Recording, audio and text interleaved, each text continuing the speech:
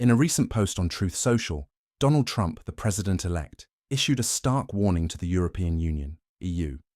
Reduce the trade gap with the United States by purchasing large-scale quantities of American oil and gas, or face punitive tariffs. This ultimatum isn't just a negotiation tactic. It represents a major shift in how energy is being used as a geopolitical weapon in today's world. Trump's demand underscores a new era of global power dynamics, where pipelines, shipping routes, and energy reserves dictate influence more than borders or armies. To understand the significance of Trump's warning, we must examine Europe's precarious energy situation. The EU's dependency on Russia for its energy needs unraveled following the invasion of Ukraine, as European leaders severed ties with Moscow in response to its aggression. However, this moral and political stand came at a heavy cost. Europe was left scrambling to replace its primary energy supplier, and the US emerged as a critical lifeline. American oil and liquefied natural gas, LNG shipments skyrocketed, making the US an indispensable player in Europe's energy survival. The numbers paint a clear picture of Europe's growing dependency on American energy. US oil exports to Europe surged by 23% in the past year, while LNG shipments reached record highs. Countries like Germany, whose economies rely heavily on energy to fuel manufacturing, have increasingly turned to the United States. Trump recognizes this dependency as leverage, a powerful tool he isn't hesitating to wield. In his eyes, energy is not just a commodity, it's a strategic weapon that can shift global power in America's favor. But why is Trump making this move now? It's not just about economics, it's about consolidating control. With Europe tethered to American energy, Trump sees an opportunity to assert dominance in international trade and politics. He's effectively turned Europe's energy crisis into a chessboard, and the US holds the queen, the most versatile and powerful piece. By threatening tariffs, Trump is putting pressure on the EU to further entrench itself in its reliance on American energy, solidifying America's upper hand in this high-stakes game. This is not the first time Trump has used economic threats to achieve his goals. He employed similar tactics with China, Mexico, and Canada, leveraging tariffs to force concessions. For Europe, the stakes are particularly high. If Trump follows through on his tariff threats, industries across the EU, ranging from automotive manufacturing in Germany to agriculture, could face significant economic strain.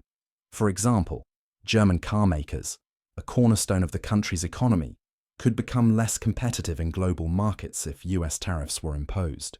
The ripple effects could lead to job losses, higher prices, and a worsening economic crisis. Trump's strategy isn't just about punishing the EU, it's about asserting America's dominance on the global stage. Every shipment of American oil and gas to Europe isn't just a transaction, it's a statement of power. By tying Europe's energy security to American exports, Trump is creating a web of dependency that grants the US significant influence over European trade policies, climate goals, and even political decision-making. This dependency represents a strategic advantage for the US, but it also poses a significant moral and logistical dilemma for Europe. One of the most contentious aspects of Trump's demands is how they clash with Europe's ambitious green agenda. The EU has spent decades positioning itself as a global leader in the fight against climate change, with ambitious carbon reduction targets and significant investments in renewable energy. However, the energy crisis triggered by the severing of ties with Russia has forced Europe to make difficult compromises. For instance, Germany, which had pledged to phase out coal and achieve net zero emissions by 2045, has had to reopen coal plants and increase its reliance on natural gas to meet immediate energy demands. Adding more US gas into the mix may solve short-term energy needs, but it threatens to undermine Europe's long-term climate commitments. The optics of becoming one of the largest importers of American fossil fuels while preaching sustainability are problematic, to say the least. This contradiction raises questions about the EU's ability to maintain its leadership role in global climate policy.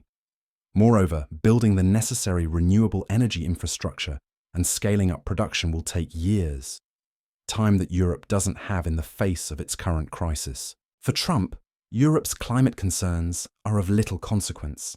His focus is on reinforcing America's position as the world's energy leader, regardless of the environmental costs.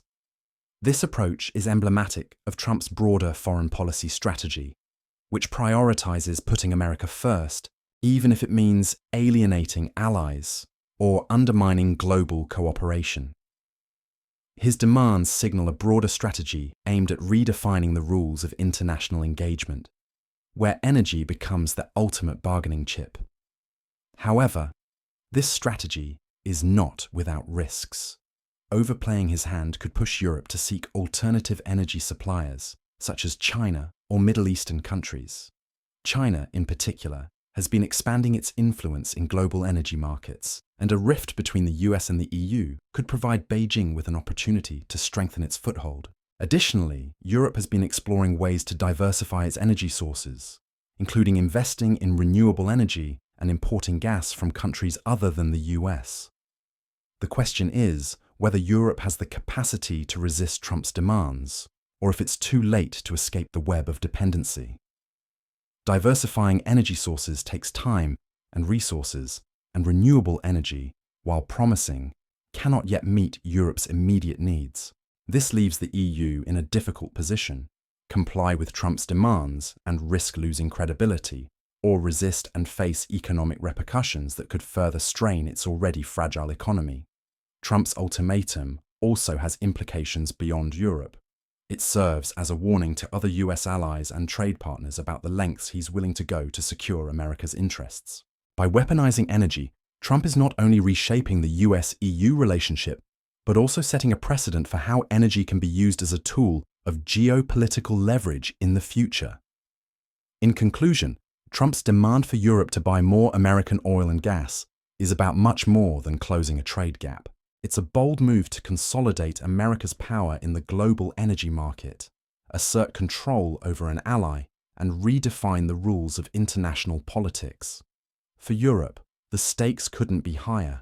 Its response will not only shape its future energy strategy, but also its role in global geopolitics and its ability to uphold its climate commitments. As the world watches this high-stakes game unfold, one thing is clear: energy has become the currency of power in the 21st century, and Trump is determined to use it to America's advantage.